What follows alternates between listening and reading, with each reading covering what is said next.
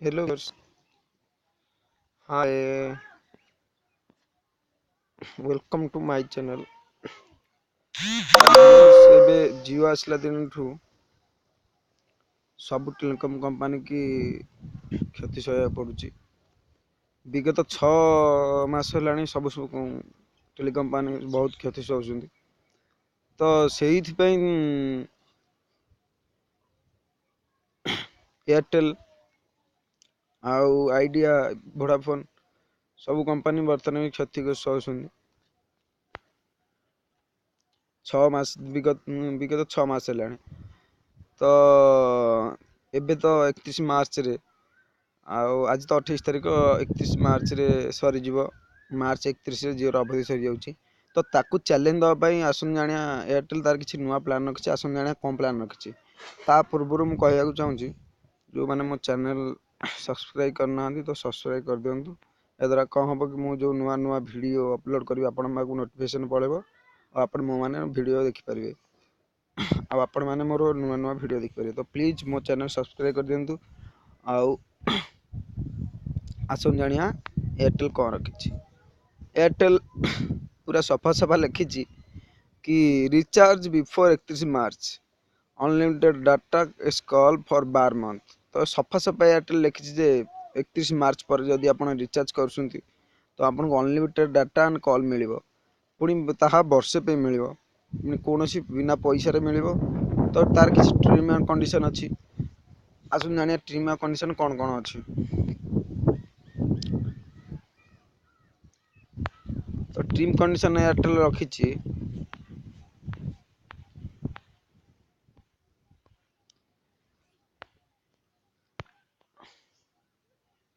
Term condition ତାର ଅଛି ଯେ ଏହା ଅଛି କି 1 GB ପର୍ ଡେ ଆପଣ ୟୁଜ୍ କରିପାରିବେ। ଯେମିତି ଜିଓରେ ଥିଲା ସେମିତି କରିପାରିବେ। 1 GB ଅଛି।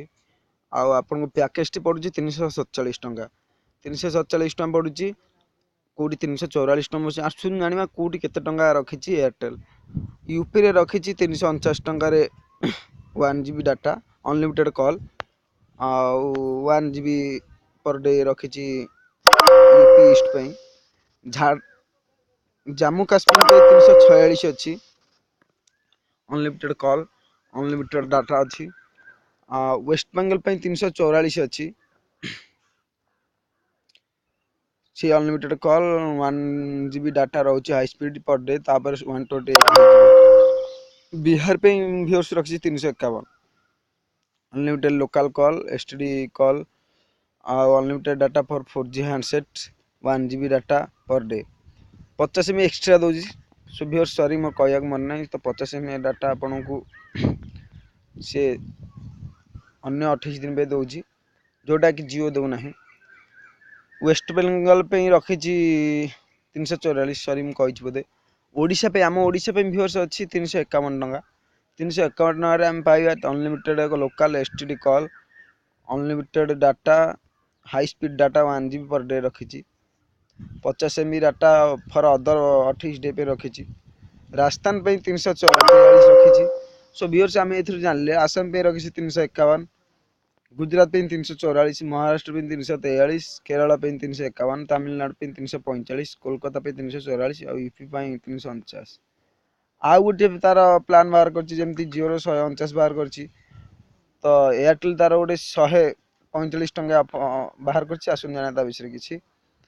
ତ ଆସାମ ପାଇଁ 145 ଅଛି, ନର୍ଥ ଇଷ୍ଟ ପାଇଁ 145 ଅଛି।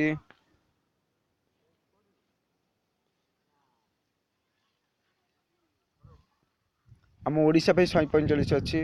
ତ ସେଇ 145 ଟଙ୍କାରେ ଆପଣଙ୍କୁ ମିଳିବ 1 GB ଡାଟା, ଆଉ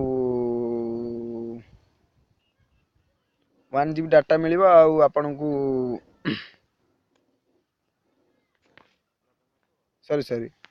ସରି ଭୁଲ କହିଲି, 2 GB ଡାଟା ମିଳିବ, 28 ଦିନ ପାଇଁ ମିଳିବ, ଆଉ unlimited Airtel to Airtel call ମିଳିବ। 149 ଟଙ୍କା unlimited Airtel to Airtel call ମିଳିବ। ତ ଏଇ ଆପଣ ଲାଭ ଏଇ ଲାଭ ପାଇପାରିବେ 31 ମାର୍ଚ୍ଚ ପରେ ପାଇପାରିବେ। ତା ଆଗରୁ କଲେ ଆପଣଙ୍କୁ ଏ ଲାଭ ମିଳିବ ନାହିଁ। ଆଉ ଏୟାରଟେଲ ଏଇଟା ଜିଓକୁ ଟକ୍କର ଦେବା ପାଇଁ ଏଇ ଗୋଟିଏ କରିଛି, କାରଣ ଜିଓ ଆସିଲା ଦିନଠୁ ସବୁ ଟେଲିକମ୍ କମ୍ପାନୀରେ ଖାଲି କ୍ଷତି ହିଁ କ୍ଷତି ହୋଇ ଚାଲିଛି। ଟକ୍କର ଦେବା ପାଇଁ ଏୟାରଟେଲ୍ କରିଛି। सो व्यूअर्स ये थिला मो वीडियो आपण माने देखिले थैंक यू फॉर वाचिंग आउ केमिति लागिला तळे कमेंट करंतु आउ जदि लाइक करना त लाइक करंतु जदि मो वीडियो भल लागेला ताले डिसलाइक कर दियंतु थैंक यू।